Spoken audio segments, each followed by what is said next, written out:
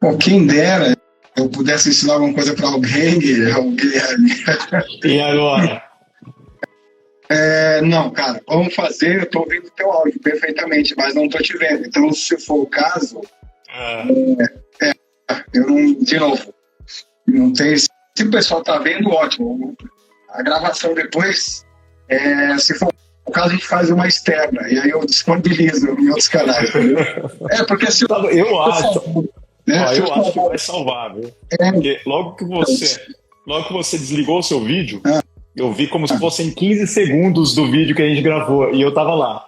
Então eu acredito que a gravação vai ficar boa.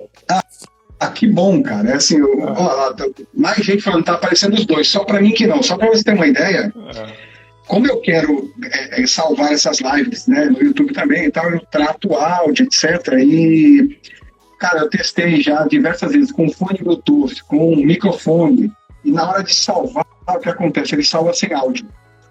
Entendi. Então, até hoje eu fiz assim uns 8 testes, porque toda vez que eu vou fazer mais uma, eu falo, deixa eu testar para ver se eu consigo algo de mais qualidade.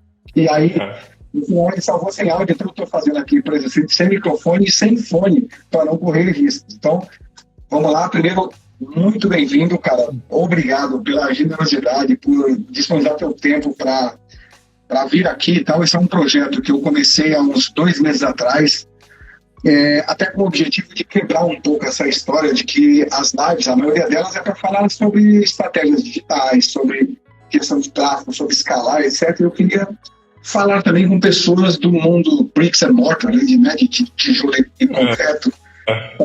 Falar um pouco sobre economia real, falar um pouco sobre desafios, crescimento, sobre perrengues, porque todo mundo conta muito só do que deu certo, as coisas boas ali. E eu queria cobrir um pouco mais as coisas reais, né? A vida mesmo. Então, muito obrigado por ter aceitado. É só para você ter uma ideia, se eu estou disponibilizando agora, mas eu, na última semana, eu olhando o material que eu gravei com os demais, me surgiu uma ideia que pode se tornar um segundo projeto disso aqui, que é transformar isso num livro para aqueles que autorizarem a publicação. Porque tem muita coisa boa que sai dessas conversas, né? Que legal. Então, a resenha pode se tornar um livro até o final do ano. Estou trabalhando, transcrevendo, vendo as lições aprendidas e tal. Então, mais uma vez, muito obrigado. Eu queria que você se apresentasse aqui para o pessoal, para mim também, porque eu não te conheço pessoalmente ainda, mas te acompanho muito no LinkedIn. Gosto demais do teu storytelling, da forma como você conta as tuas façanhas aí de negócio, de família, de vida. E é muito legal, porque foge um pouco do clichê ali de tudo perfeito, de todos os negócios que dão certo, né? de tudo bom. Então, por gentileza, eu olhei teu currículo, cara, mas é óbvio que vai ser muito melhor você falando dessa construção da tua história certa, qual é o teu momento de vida. Eu sei que você já fundou startup, já trabalhou lá fora. Fala um pouquinho quem é o Ricardo para nós. Primeiro, obrigado pela oportunidade. Cara, é muito bom estar aqui com você. Faz tempo também que eu te sigo no LinkedIn. Eu acho que tem muita... Nós dois temos uma história parecida ali, porque os dois não têm vergonha de falar sobre erros também, né? Fracasso. E eu acho muito interessante porque o LinkedIn, além de uma vitrine profissional, ele também é uma vitrine para as novas gerações, né? O pessoal que está começando ali. Então, eu acho muito ruim quando a pessoa entra ali, só tem história de sucesso, só tem história de tudo deu certo, como eu sou bom, e aí a pessoa que está começando fala, cara, mas espera aí, por que comigo não acontece assim? É importante para a pessoa saber, né, como tudo vai acontecendo, quando você tem perrengues, como que você consegue consertar isso, ninguém é perfeito. Então, eu sou o Ricardo, meu nome é Ricardo Inari, minha vida é bem turbulenta, por isso que eu tenho bastante história, né? Então são 4 filhos. Uma eu acho que está até aqui na live, pelo que eu vi. Ela nem me avisou. Então, acho que é aqui, a Rebeca, a primeira. Então são 4 filhos, 2 cachorros, muita história. São mais de 20 anos de história profissional. Comecei lá atrás com desenvolvimento de sistemas. Era desenvolvedor, fui desenvolvedor por 10, 12 anos. Gostava de código, só que muito mais que amar somente a tecnologia, eu também amava muito pessoas, né? Estar com pessoas, conversar com pessoas, trocar experiência, ter esse um a um com todo mundo, né? E eu senti um pouco da falta da parte de negócio, da parte de relacionamento. E em determinado momento eu resolvi cair para esse lado de negócio, para essa parte de gestão. Não gostei muito da parte de gestão de pessoas em si. Eu fui me encontrar mesmo na parte de negócio, no relacionamento com pessoas. Então, passei por gerenciar equipes grandes de 100 pessoas, de 300 pessoas. Depois fui para empresas menores, onde gerenciei equipes de 30 pessoas, cada uma em um país diferente do mundo. Hoje eu estou na TM trabalhando mais com a parte de desenvolvimento de negócios. E agora, 3 meses atrás, eu resolvi fazer o que realmente eu gostava, que era a minha paixão, que são parcerias, que é realmente você usar o relacionamento para alavancar o teu negócio e fazer com que ele tenha mais sucesso, não só por vender, não só por oferecer produtos, mas por ter a sinergia e ir junto, né, com as pessoas. Então, eu acho que aí eu completo o meu ciclo profissional. Nossa, que legal, cara, porque eu também, olha que interessante, eu também trabalhei com TI muito tempo, com código, né, desenvolvendo soluções ali, e também fui para a gestão de pessoas, gerenciei equipe de 200 pessoas ou mais também, e no final eu me envolvi com também vendas, marketing, etc. Mas um background tecnológico muito forte. E eu também sempre procurei trabalhar muito a questão do relacionamento. Histórias bem parecidas. Muito legal. Eu acho que essa mistura da tecnologia com o negócio é muito interessante. Porque você consegue traduzir aquilo que grande parte das pessoas muito técnicas não conseguem fazer, que é traduzir o negócio em algo que as pessoas a tecnologia em algo que as pessoas de negócio consigam entender, né? Então, como você aplicar aquela tecnologia para trazer negócio? Eu acho que essa é a parte mais interessante de tudo. Como fazer essa transição, e isso alavancou muito minha carreira. Eu sempre tive essa facilidade de extrair da tecnologia o melhor para conseguir fazer com que o negócio acontecesse, para conseguir impulsionar, influenciar pessoas, e é isso para isso que eu estou usando a tecnologia desde então, há muito tempo. Você é um cara bem ativo nesse sentido. Eu vi que você estuda bastante a parte de cripto, de blockchain, de APIs, enfim, né? Sim. Como é que você encaixa isso, esse conhecimento no teu dia a dia, no teu cotidiano ali, nessa questão da gestão de negócio, etc. Isso ajuda, sei lá, a alavancar a conversa com o cliente, ajuda a entender melhor necessidades e depois, sei lá, interessar soluções. Como é que você aplica isso no teu dia a dia? Logo que comecei na minha carreira de negócios, eu tive um mentor muito bom, que foi meu chefe, até então, que é Ezio. E assim que eu entrei na carreira, eu fui conversar com ele. Eu falei, cara, não, eu sou desenvolvedor, não conheço muito dessa parte de negócio, já fiz gestão de pessoas, mas eu estou batendo na porta de todo mundo e não estou conseguindo ter sucesso. Eu bato na porta, a porta fecha, eu bato na porta, a porta fecha. E eu lembro que ele estava bem ocupado, né? Ele já era um cara ocupado na época. Eu entrei na sala dele e ele falou, me dá um minutinho. Aí ele olhou para mim, sentou, parou o que ele estava fazendo, me deu atenção total e falou assim, cara, o que você tem para entregar para eles? E ali eu comecei a pensar, cara, então é assim que funciona a parte de negócio. Quando você vai conversar com um C-level, quando você vai conversar com um executivo grande, com alguém que tem uma história de vida grande, uma história profissional muito grande, você tem que saber o que você vai trazer para a conversa, né? Não adianta você ir simplesmente com o seu produto, como se você fosse uma especificação técnica, e chegasse lá e vomitasse para o cliente o que o seu produto faz, aonde ele ajuda, porque isso todo mundo faz, né? Isso todo mundo sabe. Então, o que acontece? Eu estudo os mais diversos temas, mais diversas tecnologias. Não só na área de tecnologia, eu estudo bastante também a de filosofia, leio bastante, porque isso é assunto para falar com as pessoas. Às vezes você vai ali e a pessoa, poxa, mas e esse negócio de cripto, como funciona? Ah, então, é assim, assim, assim. Da próxima vez, ele vai falar assim, pô, aquele cara sabe de cripto, eu vou conversar com ele mais um pouquinho. E aí no meio você vai inserindo o que você quer como desenvolvimento de negócio. mas não adianta você chegar para conversar com alguém que realmente tem um tempo escasso, que hoje o tempo é uma das coisas mais complicadas que a gente tem, né, de gerir, ele é finito, e chegar sem nada na mão, né? Então, assim, as pessoas começam a te atender por isso. O que você veio trazer para mim? O que a gente pode conversar aqui? E dali saiu várias conversas. Minha filha estuda na Espanha. Pô, que legal, fui para a Espanha, fiz isso, fiz aquilo.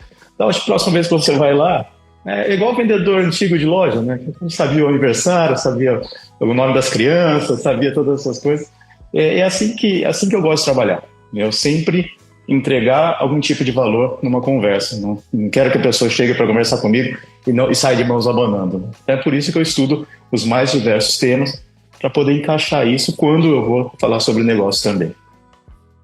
O mais legal é que é bom que as pessoas entendam, por exemplo, o que você falou é uma construção. Pô, a primeira vez eu vou falar com o cara, eu falo sobre um tema, se for interessante para ele fala, pô, esse cara conhece esses assuntos aqui, talvez valha a pena conversar com ele mais uma vez. Você vai criando aí um vínculo, um relacionamento, até poder, efetivamente, para chegar lá e falar de negócio, falar das suas entregas, dos seus produtos, etc., né? E as pessoas acho que têm dificuldade de entender isso hoje, porque é todo mundo imediato, todo mundo quer. Eu recebo mensagem aqui no LinkedIn todo dia de gente dizendo que quer me passar lead, né? As empresas não afã de vender, eu falo, cara, não é possível que alguém ache que isso funcione, né? Então, é uma construção e continua sendo uma construção, mesmo a tecnologia sendo ferramenta que alavanca, que aproxima, que agiliza, mas essa parte do relacionamento de quem compra com quem vende continua sendo uma construção, né, Ricardo? Qualquer tipo de relacionamento, né? Relacionamento, a confiança, ele é construído. Não adianta você achar que você vai chegar no primeiro dia e falar, o CEO, eu quero conversar com você hoje, você tem 30 minutos na sua agenda? Eu falo, não, pra quê? Espera só um pouquinho. Eu fiz isso algumas vezes, viu? Eu lembro certinho uma vez, nessa febre LinkedIn, não lembro o nome dele, acho que é André Santos. É um cara que começou a ter muitos seguidores no LinkedIn. Eu fiz vários cursos com ele no LinkedIn no começo, quando o LinkedIn começou a bombar um pouquinho mais. E aí, eu conheço o André. Você conhece? Então, eu comecei a ficar empolgado com isso, né? Você fala, cara, que legal, pô, eu tô aqui no LinkedIn, eu converso com o João Branco, que na época era CMO do McDonald's, aqui eu posso ter acesso direto ao cara da Johnson & Johnson, pô, você começa a ficar tão empolgado. E eu lembro que eu comecei a mandar mensagem pro CEO do McDonald's na época. E eu queria muito conversar com ele. Eu mandei uma, mandei duas, mandei três mensagens, assim, mensagens customizadas, não eram mensagens ao Léo, não era cold call, não. Era mensagem, olha, te admiro muito, gostaria de conversar com você. E assim, ele foi de uma educação e de um posicionamento maravilhoso que me ensinou muito bem. Ele falou, cara, deixa eu falar uma coisa pra você. Eu sei que você quer conversar comigo, mas infelizmente eu não tenho tempo nesse momento. Então assim, continua falando comigo, mas nesse momento eu não posso conversar com você. Eu não tenho ideia do que é a minha agenda. Aí eu olhei e falei, cara, é verdade. O que eu vou trazer para ele? Eu só quero conversar com o CEO do McDonald's. Assim, ele na lista de prioridades você vai lá para baixo. A partir do momento que você cria um relacionamento com a pessoa, a sua prioridade vai aumentando e ele passa até a gostar de conversar com você. Isso passa a ser prazeroso. Então, tem vários locais que eu vou, por exemplo, quando eu vou no México, tem várias empresas que eu só de passar um WhatsApp para a pessoa vai tomar um café comigo, a pessoa vai jantar comigo. E as pessoas não sabem como isso acontece. Falam, mas não foi da noite pro dia, isso foi sendo construído. Eu sei, por exemplo, que ele gosta de cripto, eu sei que ele gosta de blockchain, eu sei que ele tem uma baita de uma responsabilidade nas costas dele para tratar de transformação digital, para tratar de 5G. Então, assim, são todos assuntos guarda-chuva, assuntos muito grandes e amplos que você precisa saber pelo menos conversar. Eu acho que a liderança hoje é isso, não é você conhecer muito sobre tudo, mas você ter um vocabulário grande, um portfólio grande e um estudo onde você consiga pelo menos conversar sobre cada assunto, né? E até para poder não só iniciar, desculpa te interromper, não só para poder iniciar a conversa, mas poder fazer parte de algumas, né? Que às vezes só a oportunidade de fazer parte te abre caminhos para você falar de outras coisas, né? Sim, e fora o que você gosta, né? Fora o que você tem paixão. Por exemplo, eu tenho paixão por essa parte de tecnologia. E cada um tem seu estilo também, né? Na hora que você pega o seu estilo, você sabe onde funciona, você começa a ir por aquele caminho. Tem pessoas que têm outros estilos. Na parte de desenvolvimento de negócio, ela é bem diferente da parte de vendas, né? A parte de desenvolvimento de negócio, você entrega a bola para o vendedor chutar. Então, você tem que construir esse negócio, colocar na mão do vendedor, fazer a apresentação e tá com tudo certinho para que exista aquela confiança e a coisa aconteça. E tem vários estilos. Eu conheço gente que é muito bom, usa esporte para fazer negócio. Eu conheço gente que sabe exatamente o tipo de bebida que o cliente gosta. Eu conheço gente que cada um tem o seu estilo e cada um tem sua maneira de chegar ao coração do cliente. E com o tempo você vai aprendendo como que você chega ali para você tocar o coração de cada um. Muito legal. E como é que é essa tua... Você viaja bastante, eu vi que você já morou fora e faz alguns anos já que você trabalha em empresas multinacionais atendendo outros mercados que não só o Brasil, né? Isso. Para você é algo tipo, cara, você gosta, é algo que, pô, é minha porção, eu tenho que fazer mesmo, como é que você encara isso? Porque essa rotina de viagens, né, para quem não está acostumado, ela é cansativa, né? Se não é algo que você fala, pô, se não é uma obrigação, é algo que eu gosto, chega um momento que pesa, não é?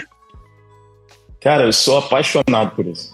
Eu adoro viajar. Minha esposa que não escute. Sou apaixonado por viagem. Então, assim, eu gosto. Quando um dos meus maiores obstáculos, assim, desafios durante a pandemia foi isso, foi não poder viajar. Porque eu fui acostumado a isso.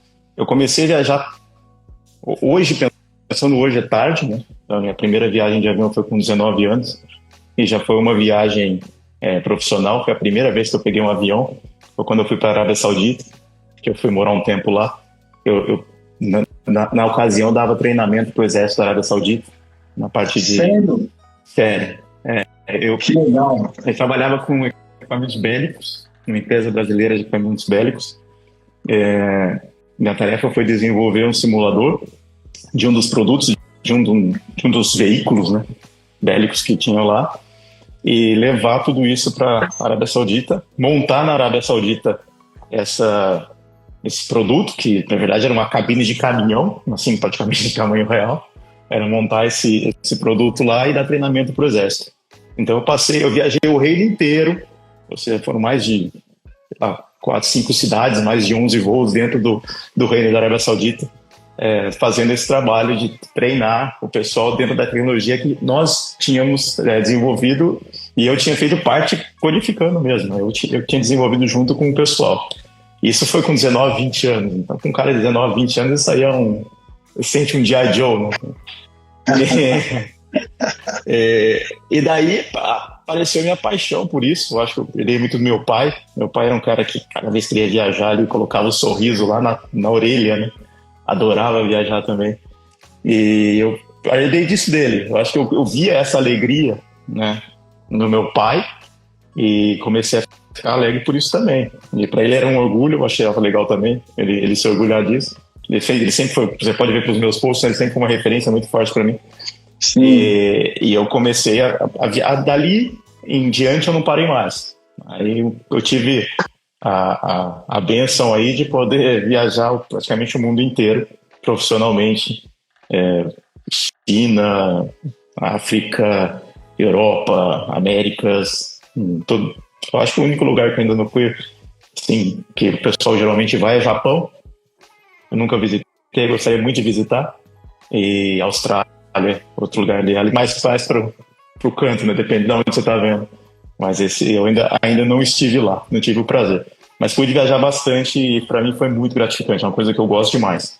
Então, hoje, eu não viajo tanto mais perto do que era. Vamos dizer assim que eu tenho viajado uma semana sim, uma semana não. Antigamente, eu já cheguei épocas de fazer 3 países por semana. Né? Nossa. Na época que eu estava tomando conta da região da América Latina, que eu era o executivo principal da América Latina, eu cheguei a fazer isso. Assim, é demasiado, não é bom para a família, não é bom para a saúde.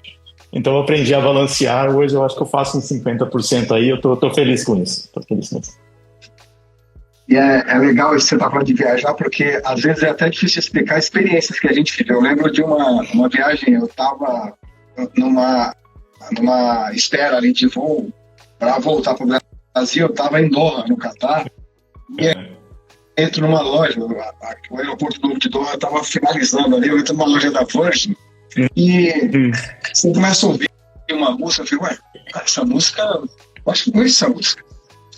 E aí eu vi uma cena que eu nunca mais esqueci, eu dei risada, era que eu fiquei gravado. Eu fiquei com medo de gravar ali, porque cara, um árabe que tava no caixa, o cara com a roupa tradicional deles lá, cantando Michel Teló, como se ele morasse aqui.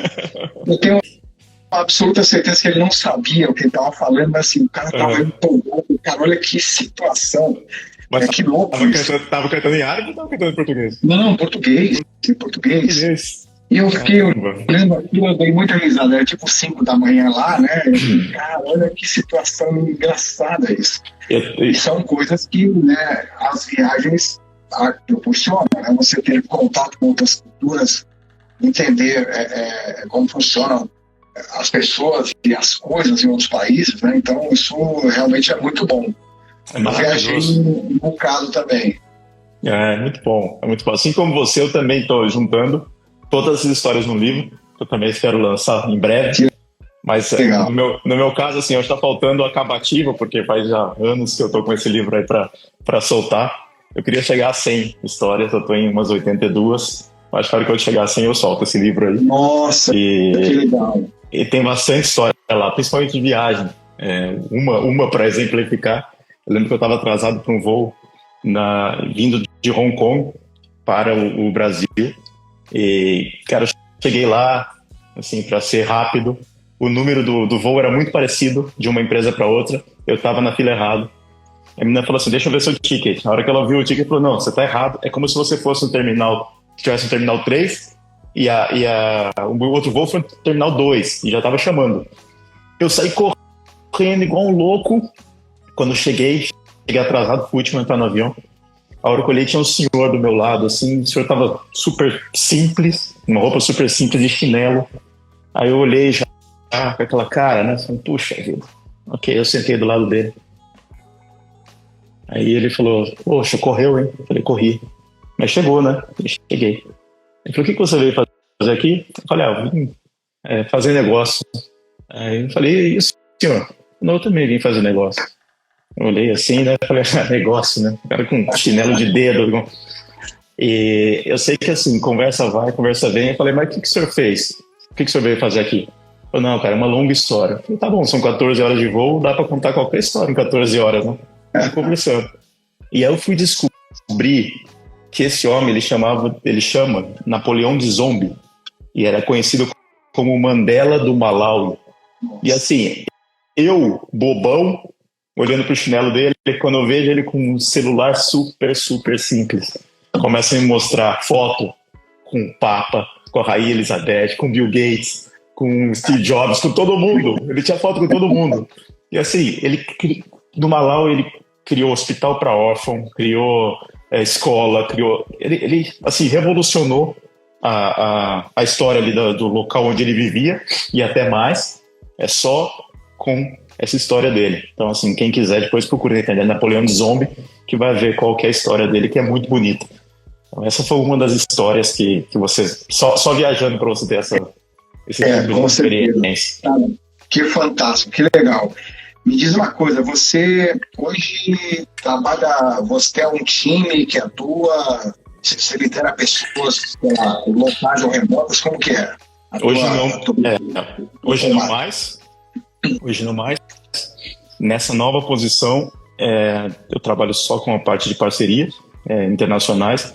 Então, basicamente, eu trato mais das Big Techs. Então, como integrar o nosso produto, nossa solução dentro das soluções de cloud da Amazon, da Akamai, da Microsoft, da Google, e como fazer essas soluções, que são soluções de transmissão, de compressão e distribuição de vídeo, como fazer com que isso funcione na nuvem, para ajudar, fazer uma parceria para ajudar com que os operadores de televisão, com que os operadores de streaming, com que os emissores de televisão, eles possam colocar toda a parte de mídia deles na nuvem.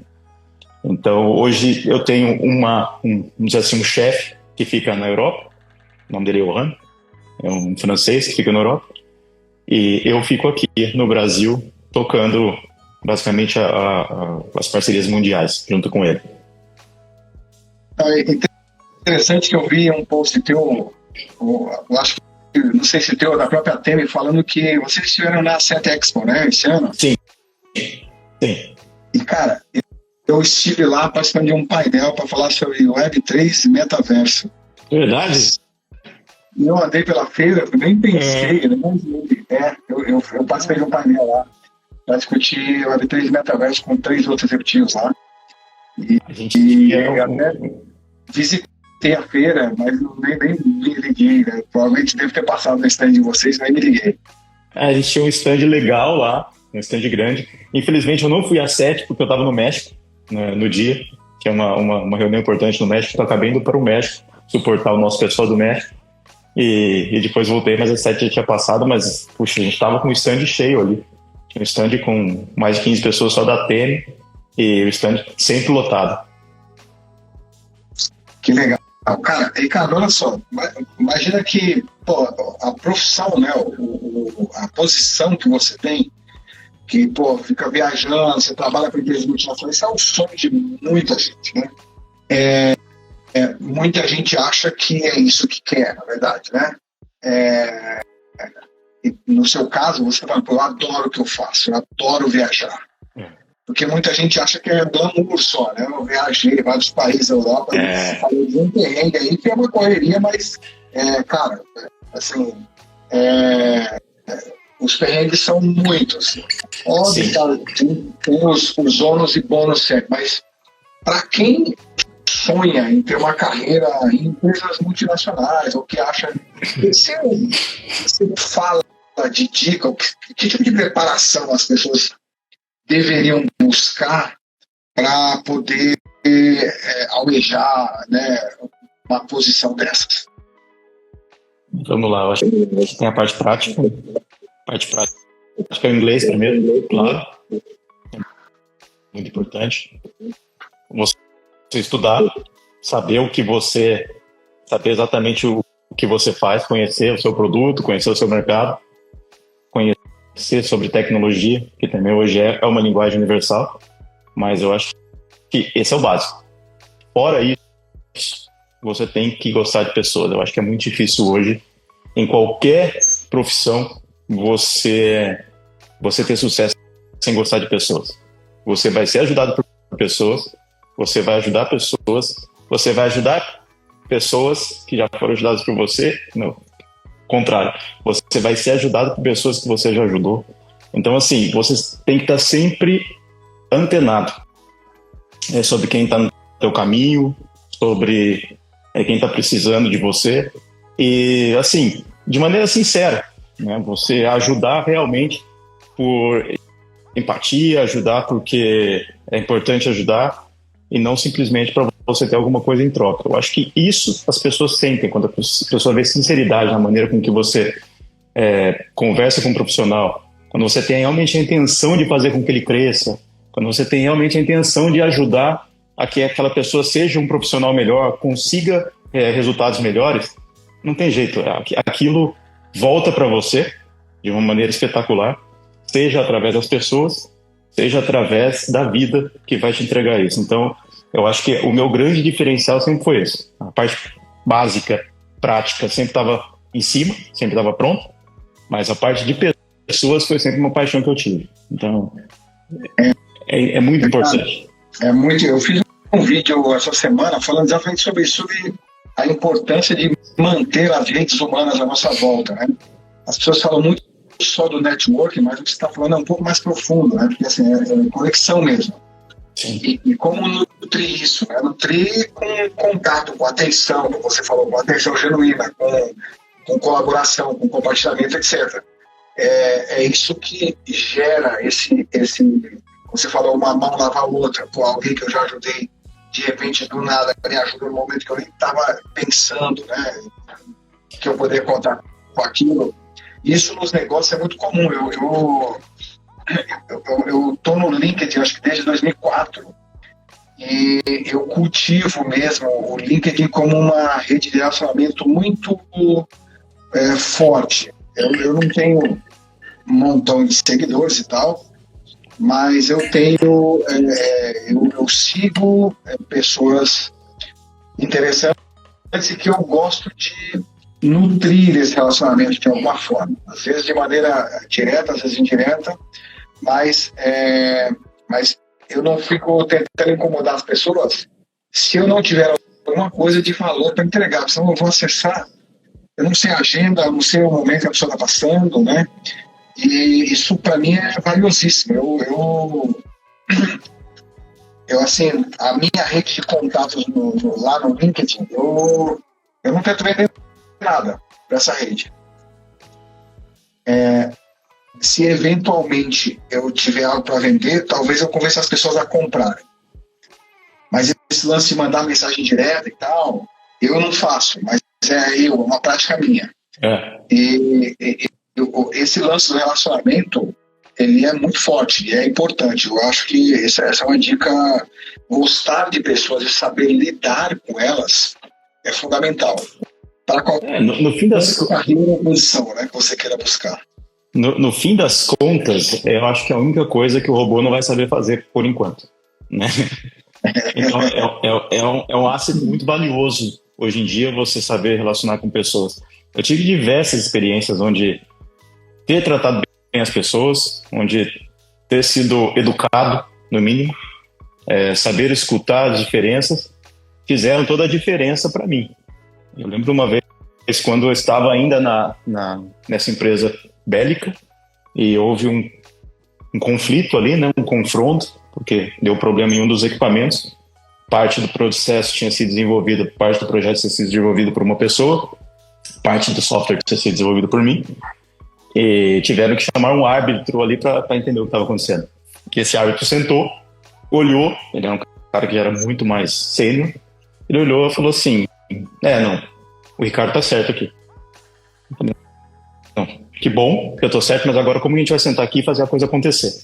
E aí quando eu vi, estavam uns 3 trabalhando para que aquilo acontecesse. Logo depois, 2 anos depois, eu estava fazendo uma apresentação para um projeto da Malásia, e uma pessoa me liga e fala, olha, tem uma pessoa aí querendo falar com você de qualquer jeito, ligando para você. E a hora que eu vou conversar com ela, era a pessoa que me levou para a VisionTech, que para mim foi o grande catalisador da minha carreira. Então, foi uma empresa onde realmente eu fiz carreira, com 12 anos dentro da VisionTech, que eu saí de programador de sistemas embarcados até CTO da empresa em 12 anos, né? Então, assim, avançando a cada ano. E isso veio de uma experiência que eu tive com a pessoa, uma única experiência que ela viu, gostou do que viu, e quando ela precisou de alguém, ela lembrou de mim. Então, a gente nunca sabe onde isso vai parar. Relacionamento é algo muito importante, muito valioso. Você tem que saber como lidar com as pessoas. Então, hoje, com toda essa correria, com toda essa, principalmente essa parte de automático demais, né? Todo mundo no piloto automático. As pessoas vêm falar com você, você basicamente está dentro do celular, você não dá atenção para aquela pessoa. E o pessoal tem perdido a oportunidade por causa disso, né? Tem perdido a oportunidade de avançar na carreira, perdido a oportunidade de conhecer gente bacana, perdido a oportunidade de ter experiência. Eu acho que é isso. As pessoas têm que começar a ter um pouquinho mais de empatia, um pouquinho mais de atenção ao próximo. E principalmente, algo que hoje eu tenho visto assim, que está absurdamente fora de controle, é que as pessoas não sabem lidar com as diferenças. Então, assim, se eu acredito em uma coisa, a outra pessoa acredita em outra, é briga, é discussão. As pessoas não sabem discutir ideias, né? As pessoas não conseguem mais isso. Então, acho que esse é o tipo de coisa que foi se perdendo ao longo do tempo e as pessoas têm que começar a trazer isso de volta. Isso é muito legal. Esse lance de entender as pessoas e entender as culturas. Eu participei de uma reunião com um grupo de investidores em São Paulo com um coreano. E a reunião foi muito boa. O cara tinha vindo para algumas reuniões aqui em São Paulo e no final da reunião, um dos investidores que a gente estava falando repetiu para ele 3 vezes em inglês: "Show me the money". E aí o coreano olhou calmamente, e aí ele falou MGMFBF. Aí o cara ficou olhando, e ele falou em inglês, money gets money, friends get friends. Basicamente, o recado que ele deu pro cara, o cara não entendeu, falou assim, cara, dinheiro traz dinheiro, amigos trazem amigos. Amigos, eventualmente, podem ganhar muito dinheiro. Dinheiro não gera amigos. Um recado pro cara que assim, cara, você está querendo só dinheiro que você está fazendo comigo? Cara, e assim, eu gravei isso depois na minha mente em inglês, assim, money gets money, friends get friends. Friends can eventually get a lot of money. Money will never get it. É muito bom. Anota porque o cara nem entendeu, ele ficou dando risada naquilo. Eu saí dali e falei, o cara não entendeu. O cara não entendeu nada. Não entendeu nada. O cara ficou, que legal. O cara não entendeu. O recado foi claro. Eu falei, cara, eu vim aqui, né? Que bom que você me recebeu, mas vai falar de possibilidade de negócio, de coisas grandes, né? E você tá falando aqui, show me the money, do tipo, você quer um pedido, é isso, né? Isso, cara, é assim, não é segredo, mas assim, são coisas que você aprende com o tempo, isso é a experiência, né? Eu costumo brincar, eu falo, cara, meu cabelo branco não é de que eu vou uma vez por semana no Jaça e falo, faz luzes aí. São experiências mesmo que a gente acaba passando, perrengues e tal, situações, e assim, de conhecer pessoas. Eu tive o privilégio de, num evento, conversar com o David Thompson, que foi o fundador da Thomson Reuters. Cara, eu fiquei encantado com essa humildade e a sabedoria daquele cara. O cara, na época, eu levantei o perfil dele na Forbes antes do evento ali que a gente estava, o cara tinha 26 bilhões de dólares de fortuna pessoal. Era o 25º homem mais rico do mundo. Assim, eu fiquei impressionado. Simplicidade em tudo, na postura, na forma de se vestir, na humildade de falar.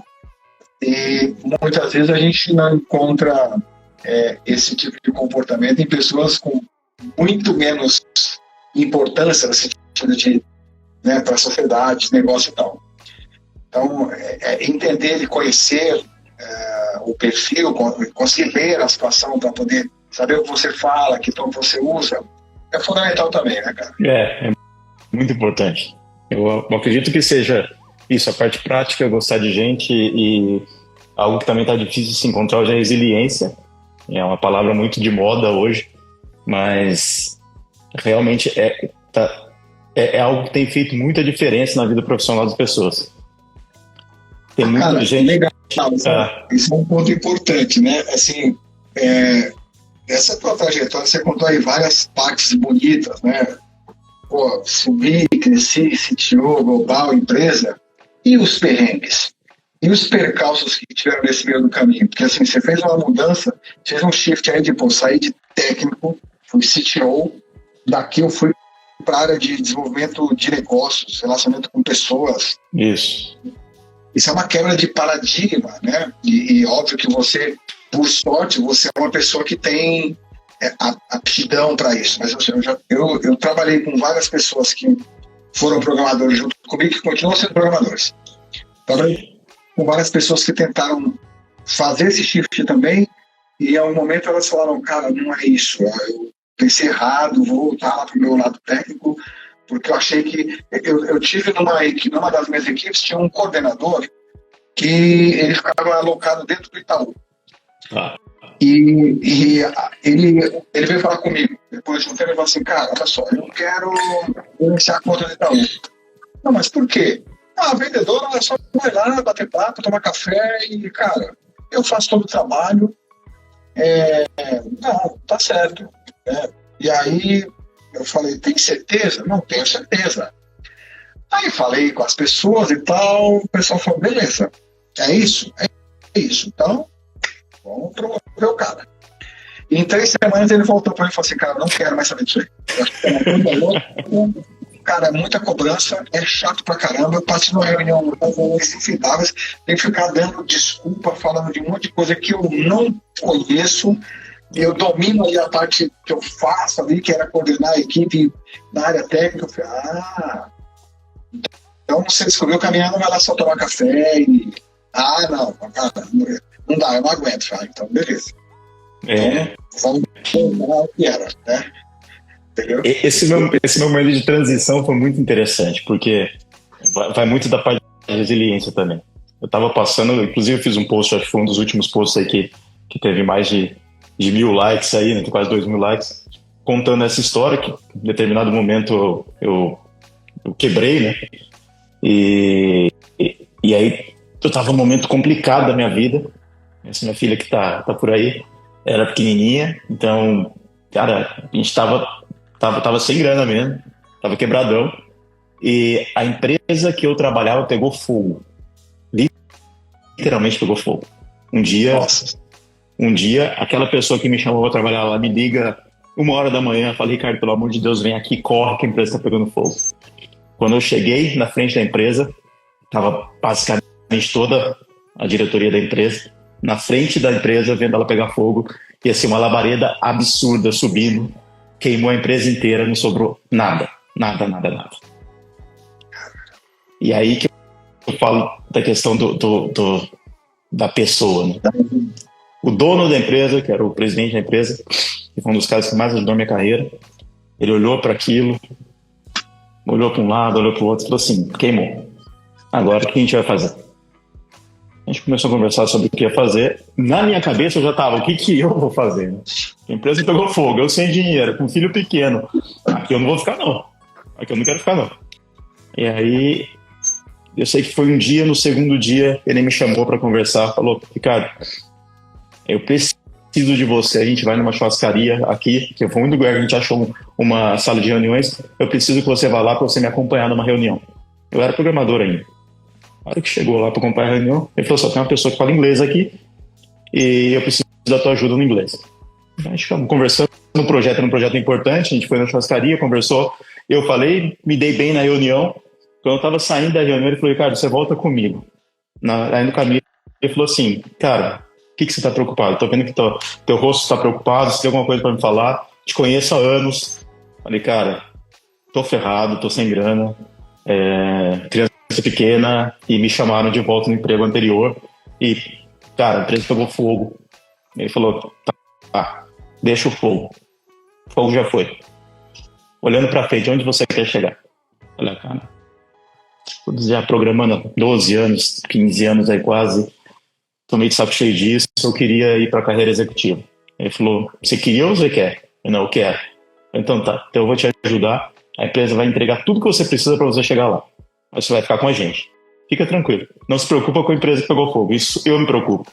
Agora você vai se preocupar em chegar onde você quer chegar. E aquilo foi sensacional, cara. Foi assim, eu tenho uma gratidão eterna por isso, porque realmente tudo que eu precisei, toda a preparação, todo estudo, instrução, coaching, tudo que eu precisava, aquela pessoa me deu. Falou assim, toma. A hora que ele percebeu que eu estava no ponto, ele falou, agora você vai. E dali para frente, acho que ali foi o grande propulsor da minha carreira de negócio. Começou ali e dali só avançou. Então ali eu aprendi bastante.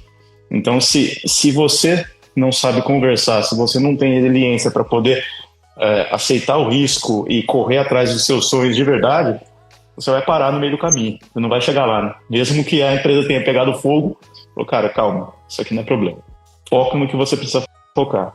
E a empresa saiu de, sei lá, a gente tinha na equipe, era eu, o cara que contratou e o dono, basicamente na parte de tecnologia, para depois anos ter 30, 40, 50 pessoas, mais um call center com 80 pessoas. Então a equipe só cresceu, a empresa explodiu e aquilo ficou no passado. Então é isso. Você conseguir olhar um pouco acima dos problemas, não ficar olhando só para os problemas também, porque se você olhar só para os problemas que estão acontecendo naquele momento, esquece que você vai ficar preso ali. Nossa, fantástico. Cara, eu acho interessante isso, porque você está colocando perspectiva aí, falando, olha, né, você falou de um percalço, né? E que teve alguém no meio do caminho ali que te orientou, que te apoiou, né? E assim, no momento que você estava, essa fala valia mais do que dinheiro, né? Do que assim, é uma tranquilidade. O dinheiro, ele ali imediatamente ele resolve o problema naquele momento, mas e depois? Muito mais. Eu acho que são coisas tão pequenas que fazem diferença pra gente. Eu lembro agora há pouco, a gente estava num evento e eu tinha uma sessão que era minha, era uma sessão importante, minha primeira sessão. E eu sabia que a responsabilidade era grande de passar aquela informação para toda a equipe. E 5 minutos antes da minha sessão, o meu chefe, o cara que fica lá na Europa, mandou só uma frase para mim, tipo, have fun. Só isso. Olha aí. Não esqueça de se divertir. Cara, ele me quebrou na hora. Eu falei, cara, eu tô aqui todo preocupado. O cara falou, cara, só não esquece de se divertir. Eu entrei, aquilo foi bobo, mas eu entrei para a sessão de outro jeito. E a sessão foi sensacional. Porque ele simplesmente quebrou aquela preocupação. Falou, cara, é verdade, pô, tô esquecendo de me divertir nesse negócio aqui. Acabei de chegar onde eu queria na minha carreira, né? Porque de novo me deram essa oportunidade, consegui chegar onde eu queria. E agora eu tô aqui preocupado. Pô, vamos fazer a festa aqui. Vamos se divertir um pouco. Cara, eu acho que assim, tem alguns profissionais que têm esse dom, né, de elevar a gente, ou de trazer tranquilidade, mesmo nos momentos de alta pressão, né, assim, a vida executiva, muita gente, as pessoas só conseguem enxergar de fora essa parte boa, viaja, né, tá, não sei o quê, mas tem momentos de pressão, que só quem tá lá que fala assim, cara, e assim, muitas vezes você chega em casa sem saber não fazer, que você fala assim, cara, eu vou voltar amanhã cedo, né, e você que trabalha com equipes de outros países, às vezes eu recebi a ligação aqui no domingo de bucha, porque pro cara lá, o cara já é segunda-feira lá, cara. Exatamente. Então, tá na Ásia lá é segunda-feira. O cara é 8 da noite no domingo, é 8 da manhã lá, cara, a gente precisa ver isso aqui, eu preciso dessa estratégia, porque amanhã você vai passar na reunião, isso aqui precisa estar desse jeito. Você precisa estar da forma.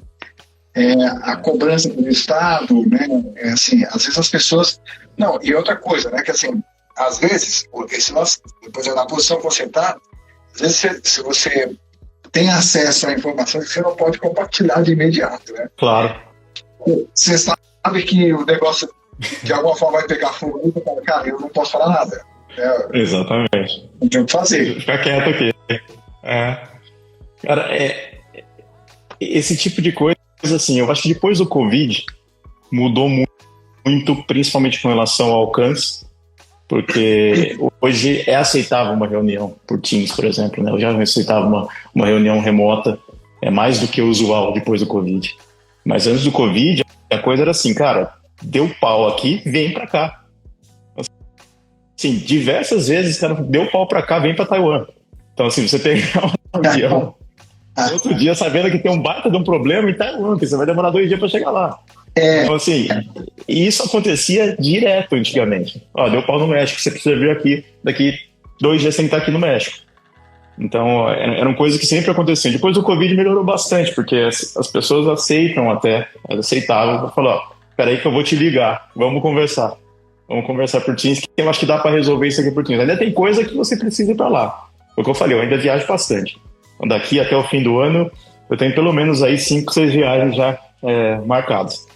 Mas muita coisa, por causa do relacionamento, você tem que ir, mas muita coisa também você já consegue fazer via remota, igual a gente está fazendo aqui, conversando, e se resolve. Muita coisa se resolve remoto. Eu acho que realmente a pandemia quebrou diversos paradigmas nesse sentido. Agora, tá aquela discussão toda aí de ter que voltar para o escritório e tal, que eu acho que o pano de fundo é muito maior, né? Do que simplesmente a presença das pessoas lá. Eu vejo, sei lá, o caso de Nova York, que perde 12 bilhões de dólares por ano para as pessoas não estarem nos escritórios. Aí você tem restaurantes, lojas, né?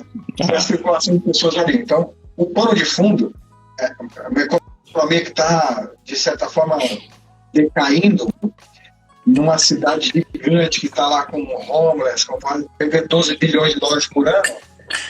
as pessoas vão achar um jeito de levar as pessoas para o escritório para ver se retoma aquilo de novo, né? Mas foi uma quebra grande, né, cara? Eu tava no... O que foi?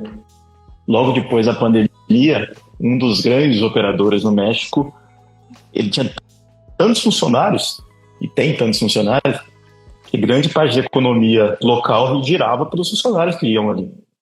É um prédio gigante, lotado de gente. Então, os restaurantes estavam lá embaixo, o shopping estava lá embaixo, o hotel que estava na frente, tudo isso girava por causa das pessoas que trabalhavam ali. E assim, chegou uma hora que eles falaram, todo mundo pro escritório. Acabou.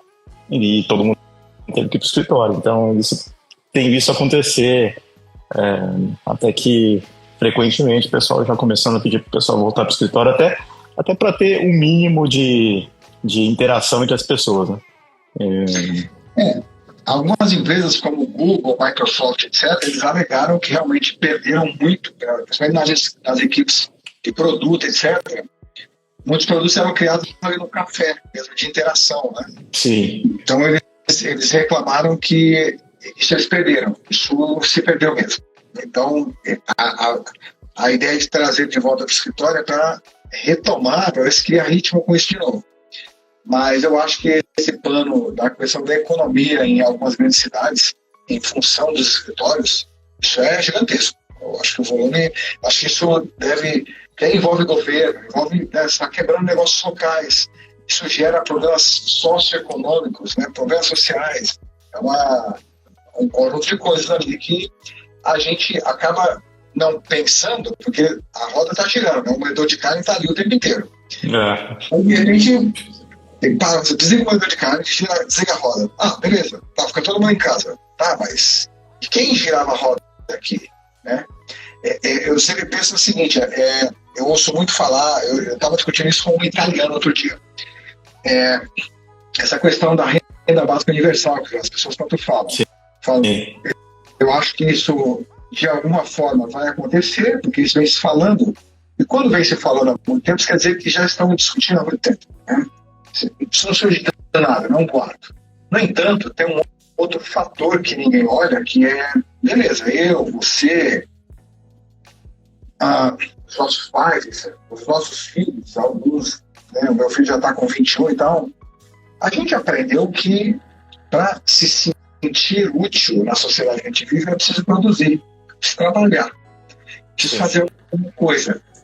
Não é uma questão de ganhar dinheiro ou não, né? Porque, então, o que as pessoas falam mas o cara vai ter uma renda básica universal, ele não vai precisar trabalhar. Não, amigo, não é uma questão do dinheiro só.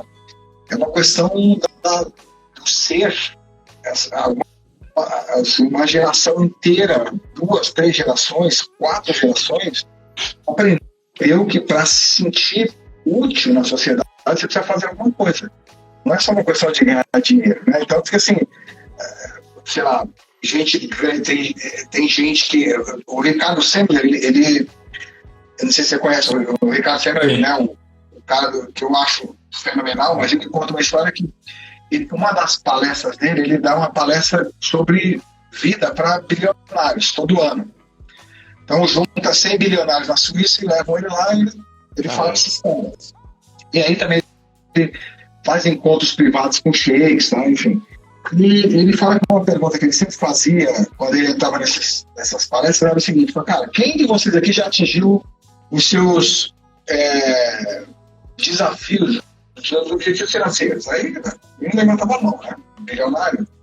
Por que você continua trabalhando? Aí, silêncio. Ele falava que normalmente ele completava assim: porque você quer dar de volta para a sociedade, né? Aí então, isso. Tá. Quantas escolas ou alas de hospital você inaugurou anônimo? Que você faz isso para alimentar teu ego, que você coloca o nome do seu pai, ou seu, da família, que vai dizer, tá vendo, fui eu que fiz. Então são questões complexas, que parecem simples, mas não são. E são coisas que as próximas gerações talvez percam um pouco, né? As pessoas mudaram muito e estão mudando a cada dia. Mas são problemas estruturais que a gente não resolve assim do dia para a noite. Né? Eu falo essa questão do emprego. O emprego, ele é mais do que só salário, é a questão de se sentir útil, né, cara? Eu, assim, eu não tenho uma opinião formada sobre essa questão de renda básica.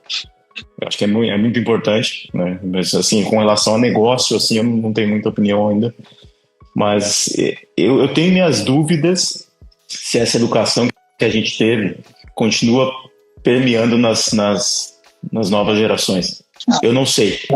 Eu fiquei 50 dias na Itália, numa cidadezinha pequenininha. Isso foi o ano passado. Nos 50 dias, eu estava acostumado a comer dentro de um restaurantezinho, que ficava pertinho da cidade, da casa que eu estava, né? Como se fosse uma estância que a gente ficou ali. Fiquei eu com a família inteira ali. Em determinado momento, a gente ia ali e o restaurante estava fechado, porque não tinha quem trabalhasse. Porque era um monte, era uma galera mais jovem que trabalhava lá. E, cara, quando eles achavam que não tinham que trabalhar, eles não trabalhavam. Então você chegava pra comer e não tinha restaurante. E aí você ia conversar com o cara falou assim, cara, essa molecada não vem. Então, assim, tem dia que eles vêm, tem dia que eles não vêm. Quando eles vêm, a gente abre, quando não vem, a gente não abre. Então assim, é óbvio que isso é uma outra realidade, né? A gente tá falando da Itália, que tem uma situação econômica provavelmente um pouco melhor, que era o norte da Itália, ainda que é a parte mais rica da Itália. Mas, assim, eu não sei qual é o impacto disso, por exemplo, aqui no Brasil. O que eu vejo é que a galerinha mais nova tem um outro mindset, eles têm um outro tipo de pensamento.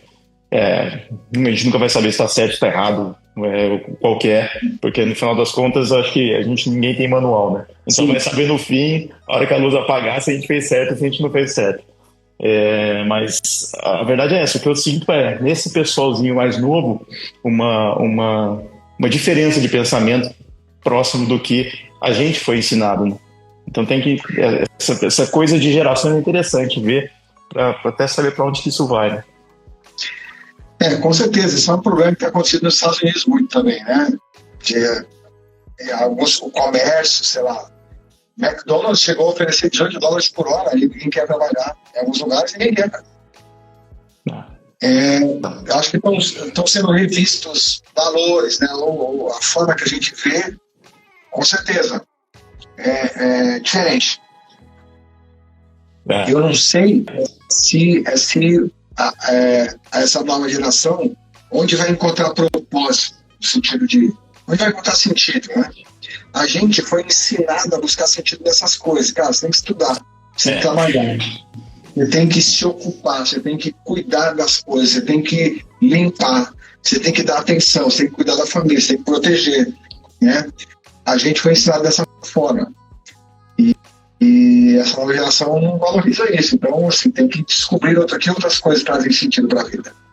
Exatamente. Eu acho que assim vai até um pouco mais longe, né? Principalmente agora que a gente está para mim, a gente está num momento de disrupção aí com relação à inteligência artificial, que também vai entrar dentro dessa equação. O quanto essa inteligência artificial vai afetar também o mercado de trabalho, o quanto ela vai... Porque, de verdade, eu acredito que se você acredita que a inteligência artificial está aí só para potencializar pessoas, está no mínimo um pouco informado, porque muito emprego vai acabar, não tem jeito. O que a pessoa vai fazer com relação a isso, não sei. Ela vai ter que achar outro emprego, vai ter que aprender outra coisa, mas é óbvio que tem coisas que vão acabar, e tem coisas que realmente vão ser potencializadas pela inteligência artificial. Eu acredito que tudo isso seja um ciclo, né? Um ciclo que está findando para outros chegar, e a gente está bem no meio dessa curva, né? Uma curva que está baixando, que era a nossa curva, a curva do pessoal que está chegando, mais a curva de toda essa inteligência artificial que começou agora. Então, para mim, a gente está bem no meio dessa intersecção, e por isso que está essa loucura toda. Mas são ciclos, e uma hora as coisas se ajustam, uma hora as coisas se acertam. Eu acho até que a questão do avanço da AI, ela deve ser segurada um pouquinho ali, ou seja, vão segurar, porque os governos não sabem como resolver esse problema ainda. Porque, pensa no seguinte, ele falou da Revolução Industrial, cara, você tem que estudar para aprender a usar a mente, porque o braço vai ser substituído por um robô. Não foi. Agora a mente está sendo substituída por outro robô, que é a AI. E aí, o seu trabalho de criação, e aí somente, eu acho que pessoas com com um pensamento crítico mesmo, um pensamento lógico, etc., que consegue enxergar, que estuda e consegue enxergar com um pouquinho mais de amplitude, talvez consigam usar a AI como ferramenta e não ser substituído por ela. Só que, até lá, os problemas sociais e econômicos que isso pode causar, assim, não dá para acabar com os empregos tipo agora. Porque senão você tem um pandemônio, né? Assim, as pessoas fazem o quê? Então, eu acho que tem muita coisa para resolver, senão eu acho que a discussão por regular a AI, ela passa pelos perigos que ela pode trazer, ok? Mas também por questões que ninguém sabe como resolver ainda. Eu acho que a grande verdade é que a gente está num momento que ninguém sabe de nada com relação a isso. É muito princípio, né? Eu acho que o ChatGPT chegou aí para democratizar o negócio da IA e todo mundo agora já sabe o que é IA por causa do ChatGPT, quando na verdade isso é muito mais, até filosoficamente, é muito mais complexo do que as pessoas pensam. Essa questão de inteligência artificial, onde a gente pode chegar e tudo que está acontecendo. E a gente precisa começar a estudar. Eu acredito também que precisa começar a regulamentar, porque esses dias eu estava vendo um podcast, o cara falava, é um Rottweiler que a gente está aumentando. Se ele vai ser adestrado ou não, ninguém sabe. Ninguém sabe. Então é algo que precisa ter um pouco de atenção. E principalmente a galera que está vindo aí, a galerinha mais nova, tem que começar a pensar exatamente no que você falou. Criar pensamento crítico, criar massa, né? Massa cinzenta, para que possa usar isso como ferramenta, para que possa realmente ter essa performance elevada por esse tipo de tecnologia e não ser substituído ou ser usado até por ela mesma. Cara, esse eu acho que você deve estar falando do podcast do Mo Gauda lá, que foi VP do Google, que o cara, eu fiquei meio assustado com o que ele falou, que ele fala, ele alerta para não ter filho, né? Cara, enquanto vocês resolveram, não tenha filhos. E assim, as histórias com AI, elas já são de longo tempo, né? Não é de agora. Então, tem um brasileiro que ele criou, o brasileiro e o indiano juntos criaram a primeira versão do Bird, que o Google acabou de lançar. Eles criaram em 2018. E os diretores executivos do Google não deixaram lançar. Não. Cara, isso aí, isso não temos visão ainda de questões éticas, como controlar, e eles pediram demissão e montaram uma empresa para trabalhar aquilo que eles construíram dentro do Google. Então, não é de hoje. A Microsoft, não sei se você sabe, a Microsoft tem uma AI que ela testou na China durante 2 anos. Chegou a ter 500 milhões de usuários ativos. Qual era o papel da AI? Chamava-se Xiaoxi.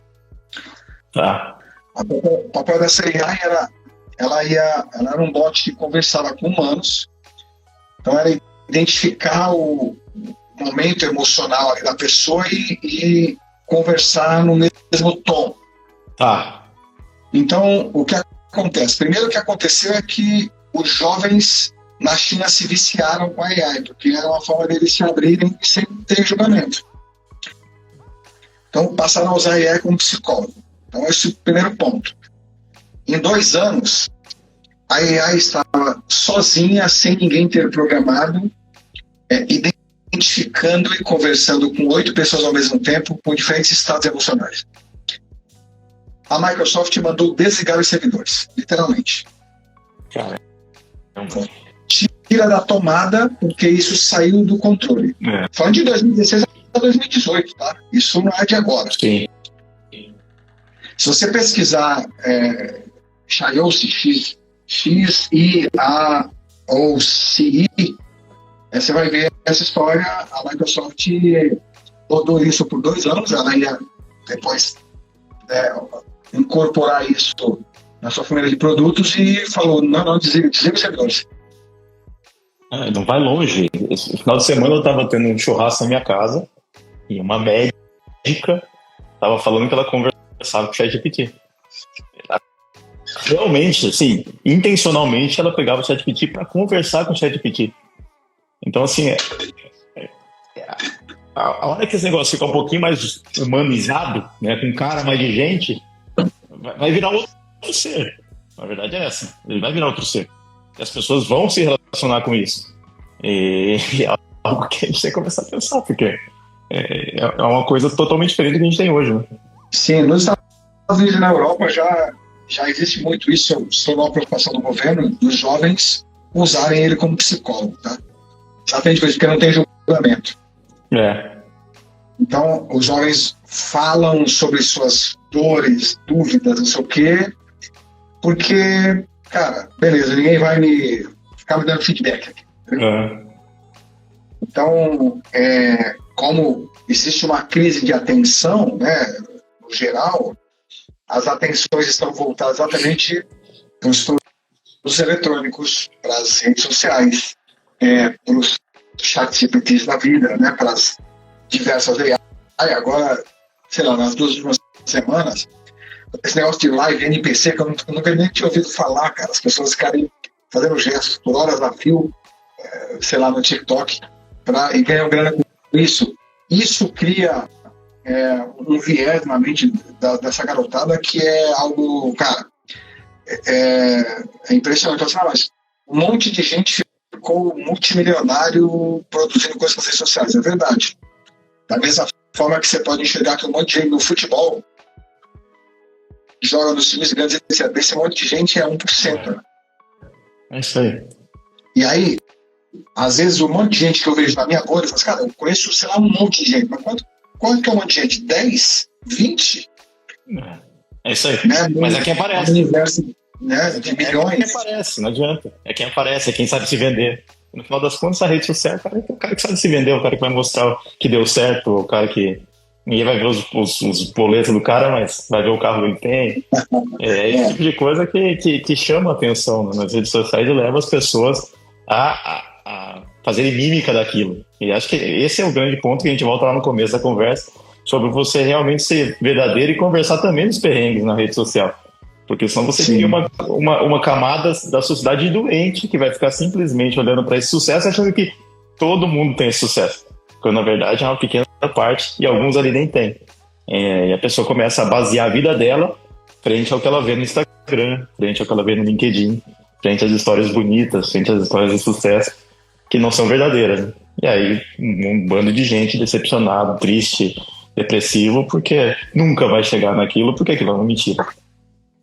Pois cara, Ricardo, a gente já está aqui a uma horinha falando, para mim a gente vai continuar batendo papo aqui até, mas vamos lá, eu quero te agradecer, mas eu queria te fazer uma pergunta para a gente encerrar. Perfeito.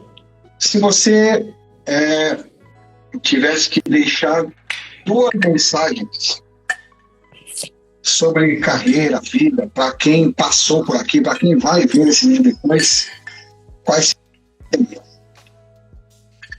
2 princípios, 2 coisas que você fala assim, cara, isso aqui eu recomendo, é a minha visão. A primeira coisa, seja gentil. Eu acho que o tal do be kind é uma das principais, uma das forças motrizes mais fortes dentro de uma pessoa. Seja gentil. Você realmente, e assim, isso não é frasezinha de rede social, não. Você realmente não sabe o que o outro está passando. Então seja gentil, entenda outra pessoa. Acho que esse é o princípio básico de você ter sucesso em qualquer área da sua vida. Seja gentil. E o segundo, trabalhe forte. Porque é outra coisa que eu também acho que as pessoas enxergam de uma maneira muito errada. É muito difícil você chegar em algum lugar se você não trabalhar. Entendeu? Não, porque eu acho que aqui agora o pessoal tem que começar a pegar leve. Cara, você vai pegar leve, mas deixa eu falar uma coisa pra você. Você precisa trabalhar para chegar onde você quer. E você pegar leve, dificilmente você vai chegar exatamente onde você quer. Então, para mim, trabalhe duro, se divirta e seja gentil. Acho que isso é o mais importante para você ter o sucesso aí. Muito legal. Cara, Obrigado demais, agradeço muito a participação, um puta bate-papo aqui. São conversas como essas que me levaram a pensar na questão de transformar isso em livro, porque daqui você tira a lição de disciplina, de sabedoria, de planejamento, de estratégia, de relacionamento, coisas que são importantes em todas as áreas da vida, né? Então, exatamente. Pô, muito obrigado. Cara, eu gostei demais da resenha. E me chama aí quando precisar. Acho que tem assunto aí para horas, já, Fio. Cara, muito legal. Mais uma vez, muito obrigado. Depois eu vou salvar isso aqui, vai ficar disponível aqui no Instagram. E aí eu edito ela e posto no LinkedIn também. Depois eu te passo no YouTube. Depois eu te passo o link e tal. E vão falando muitas histórias parecidas, mas eu chamei de resenha exatamente por isso. Eu não queria um negócio com script aqui. Eu falei, deixa eu te perguntar sobre... Era para ser uma coisa fluida mesmo, para a gente poder falar de coisas diversas, de vida, de perrengue, de desafio, de crescimento, de carreira, de história, entendeu? Então, muito obrigado, muito bom. Tá ótimo, PC. Um abraço para todo mundo. Um abraço. Obrigado, pessoal. Semana que vem tem mais. Um abraço. Valeu.